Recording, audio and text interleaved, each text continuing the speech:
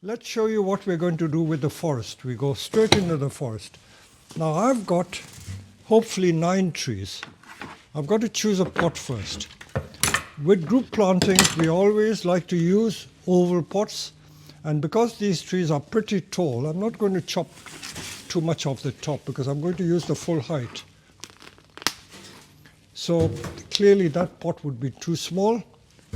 Fortunately, I've got this pot. These are very nice plastic training pots, and to make them look respectable, because these trees have been growing together so closely, I'm going to take some of these dead twigs and branches off. All these will come off.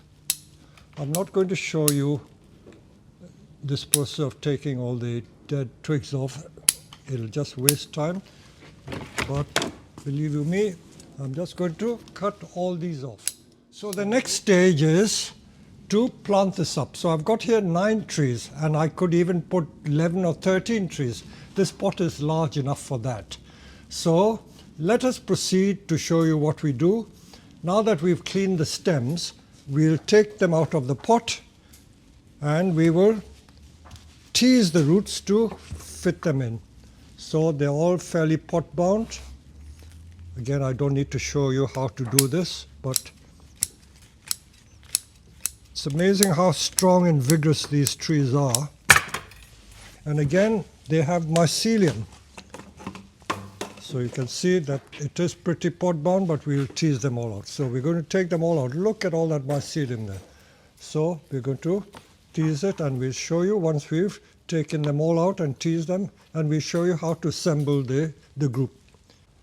So let me show you the next stage of making the forest. So I've got this plastic oval pot.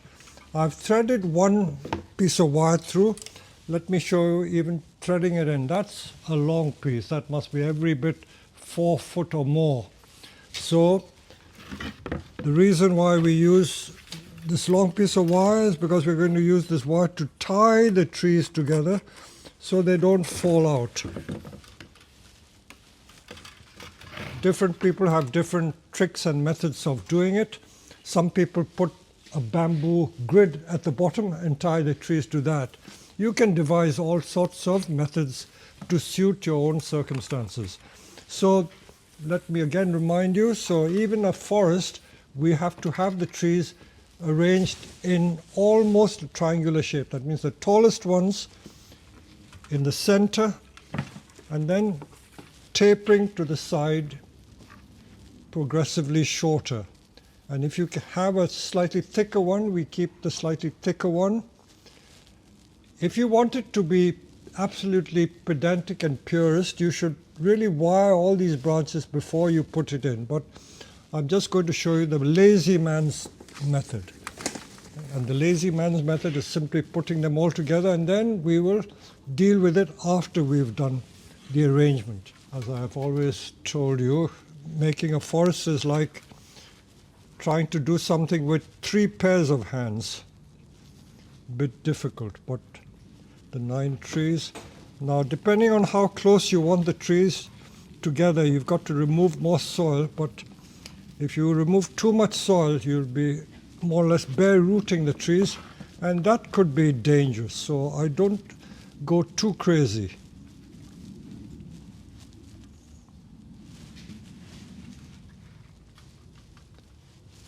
I'm not bothered about the height at this stage because I can always cut it down after I've arranged the trees. So you see what I'm doing with the wire? I'm tying them, looping it round so that they don't fall out.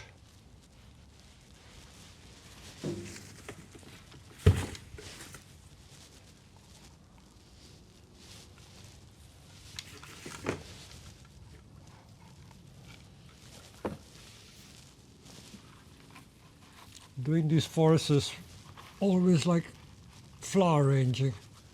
You arrange it till it looks right.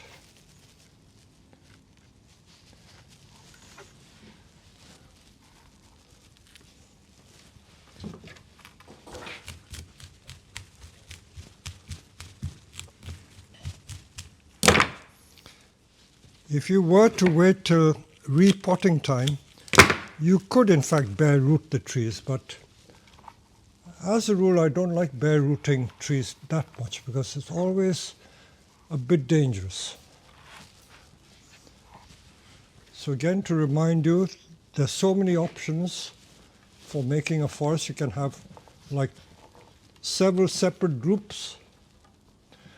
Why don't we do that? Everything seems to be the same. Let's do something different.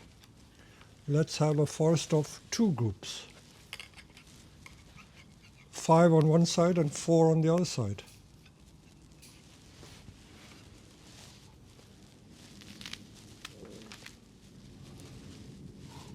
If you can get the help of someone to hold the tree, that would be useful, but I'm deliberately trying to do it on my own to show you that even if you were doing it yourself without any help, it is possible.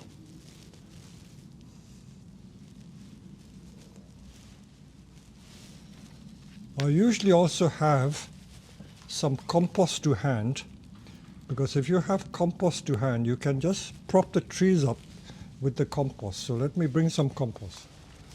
I'm trying to show you every bit of the process, just to show you that there's no sleight of hand and no magic involved either.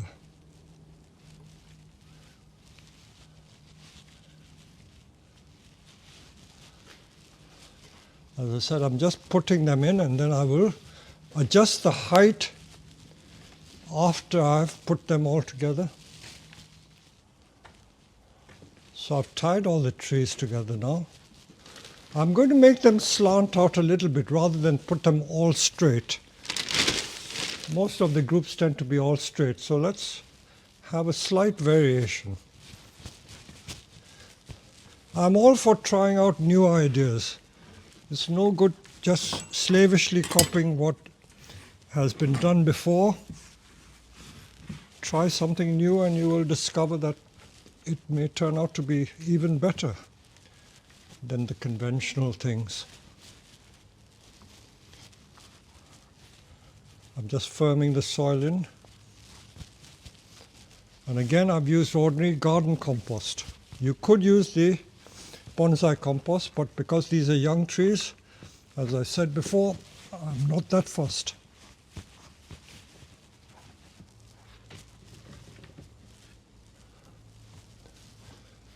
Okay, now that I've put them roughly into place, I'm now going to just remove some of these very long branches, because I will eventually have to wire some of these branches down.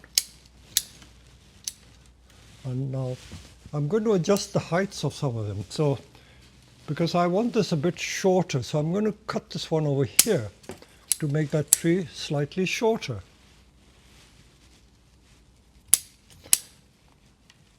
Don't worry if you remove these lower branches, because as I always remind people, when you make a forest, if you go to an ordinary forest, you will see that in nature, or when they're planted in these commercial forests, the trees struggle for light. So the lower branches tend to die back.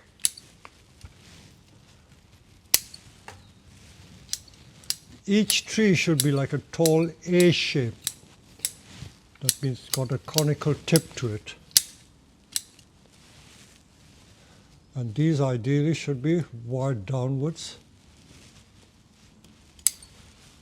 that we can leave for later on.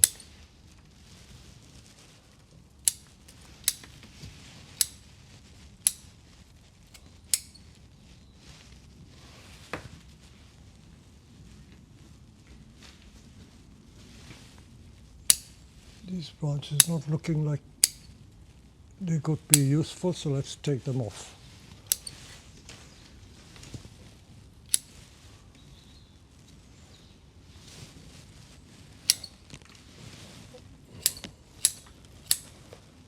Don't worry about pruning the tips, because the more you prune, the more they bud back.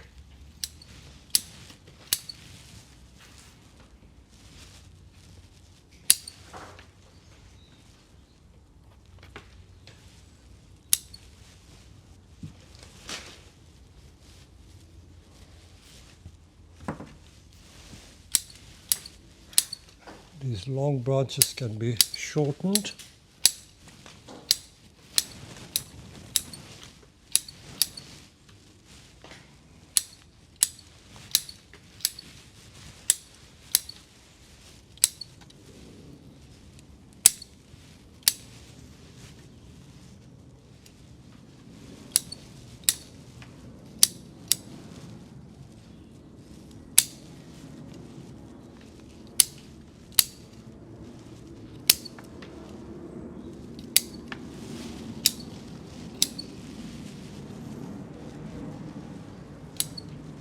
Now I just realized that by turning it around to this side is as nice as the viewing side or the front. So never accept everything as given. You can always change the front.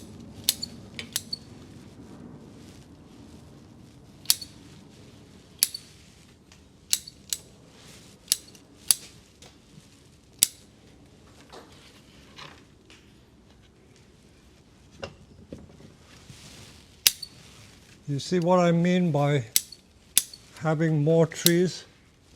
There are just 9 trees in this group. There is so much space. I could have put another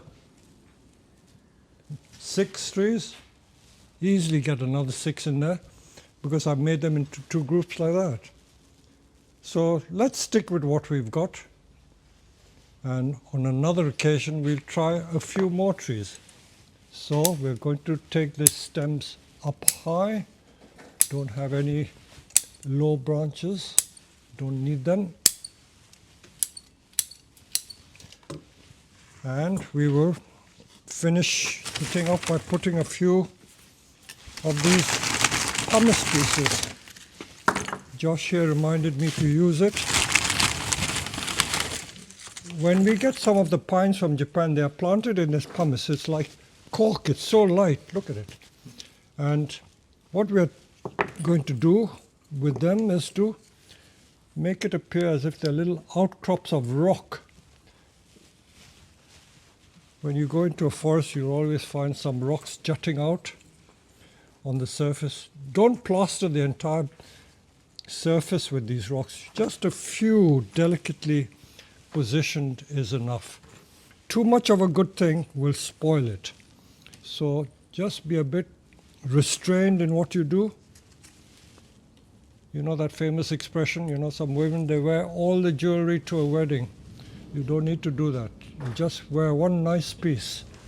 So that's it, and now we're going to get some moss, and we'll moss it up and we'll show you the end result. So just when I thought I had finished doing this group, trying to be clever and do a group of 2 separate sections, it doesn't look quite right. So very often you've got to admit that sometimes they work, sometimes they don't. So you've just got to, by trial and error, get the best results. So I think I've mentioned it before, the camera doesn't lie. If you look through the camera lens, the camera can tell you a lot of faults which you don't usually notice by eye. So I feel that this 2 group situation doesn't really work. So I'm going to put some more trees in the center to see how it would turn out. So I'm preparing 4 more trees. So there are 9 here already. I'll put 4 to make it 13.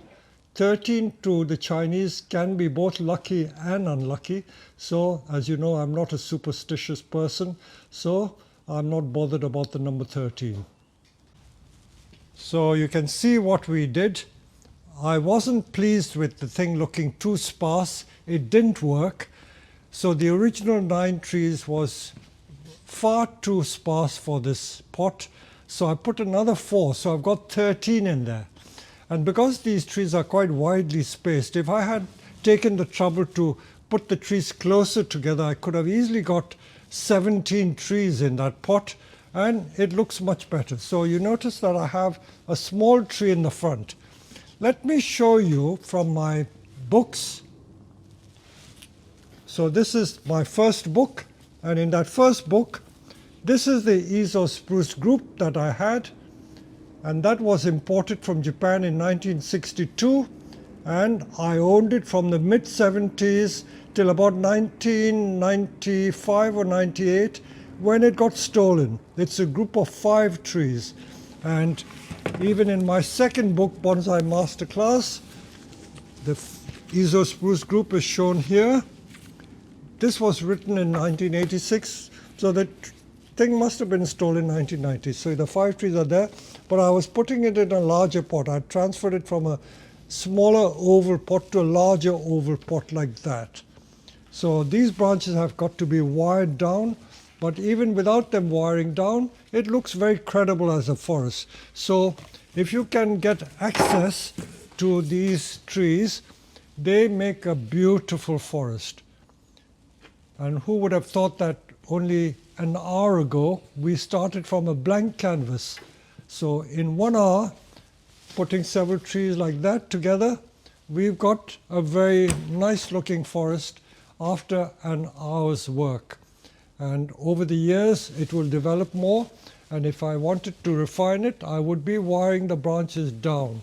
So rather than springing up, they're going to be all wired down, but that's for another day. So another easy project for you to do. I hope you've enjoyed it.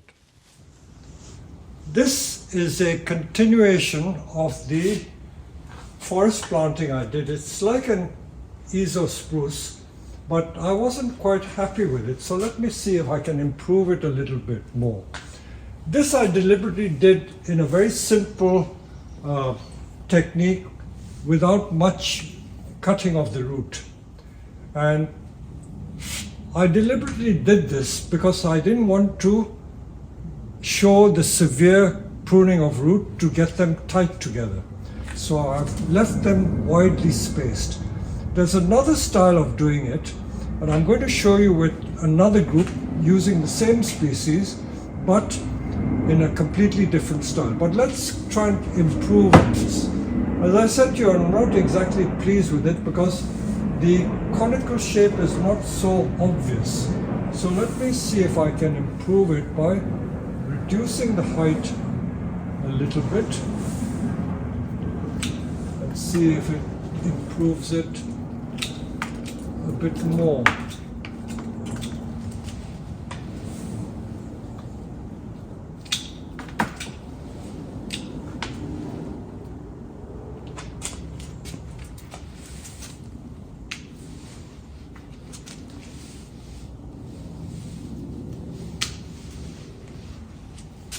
I want it more of a triangular shape. Maybe even take this lower still.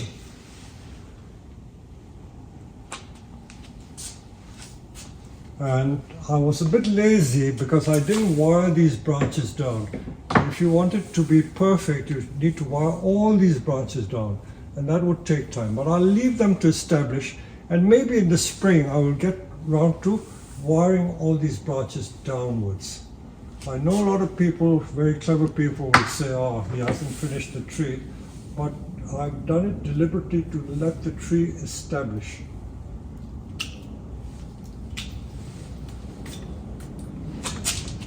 So I hope this may have improved it just a bit.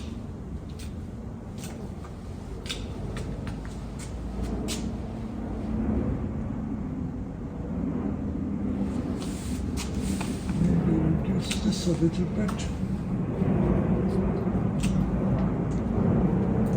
Take that down. So there's always room for improvement or modifications as you go along.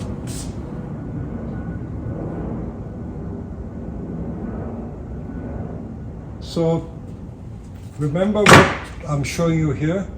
The roots were deliberately not cut so that they are widely spaced.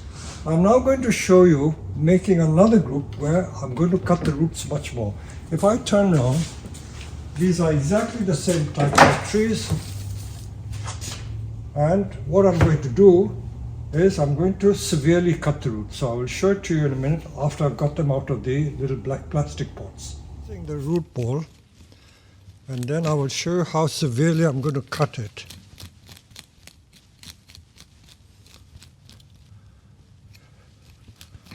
I'm going to show you two different ways of cutting the root. This method is I'm teasing all the roots. This is the better way to do it. I will show you the other method in a minute. So all we're doing is teasing all the roots out. The other method, I will get a saw and I will show you.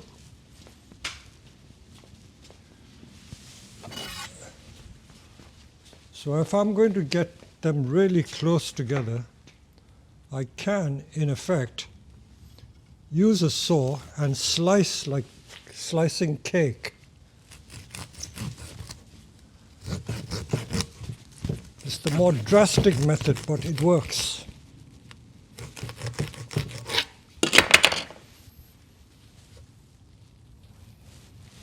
And then if I want to see, you see how close it is already. If I want to get it really close, I can then cut this bit off.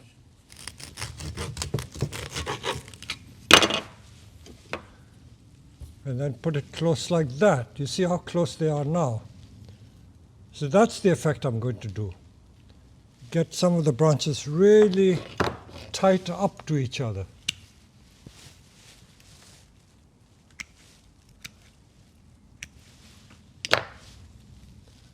So that's how they're going to appear in the group.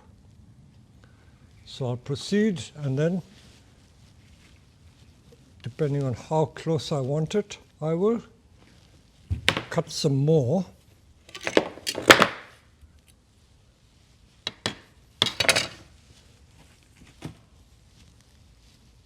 So that is the general approach, either by teasing the roots and then cutting it. So I've teased it, I can then proceed to cut it after teasing the roots out.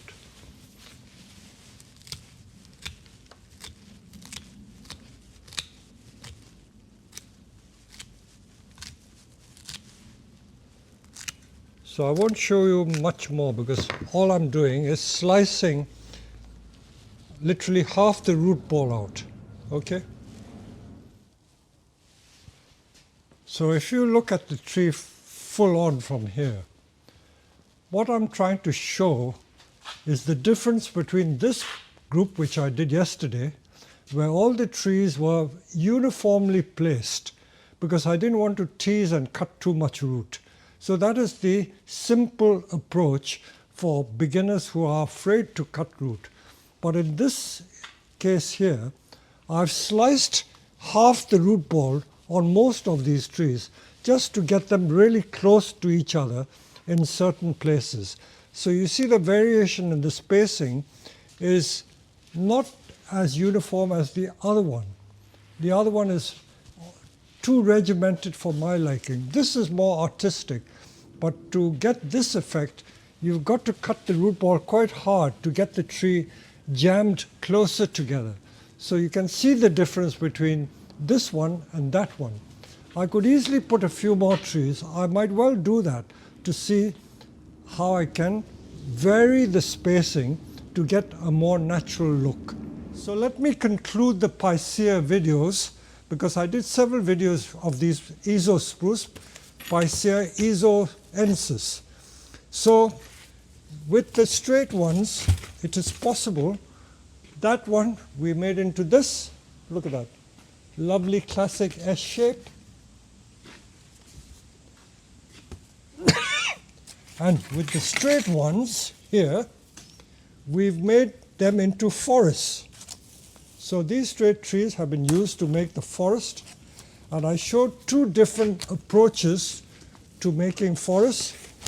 The first one was just putting the pots in without cutting or teasing them. They were only lightly teased, so the spacing is fairly even.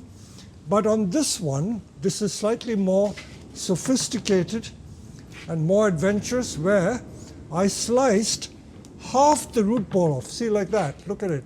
I've cut half the root ball off so that I can get them close together like that, almost touching each other or kissing each other like that. So these have been closely put together because I cut half the root ball off. And if you want them planted close, you can jam all of them close by cutting them where you think it's appropriate. So these two groups were done deliberately to show you two different methods of making forest groups. So I hope you've enjoyed this video. Groups are very simple to make, and all you have to do is put them together in a triangular shape, different spacings to make it look natural, and in a shallow oval training pot. There you go.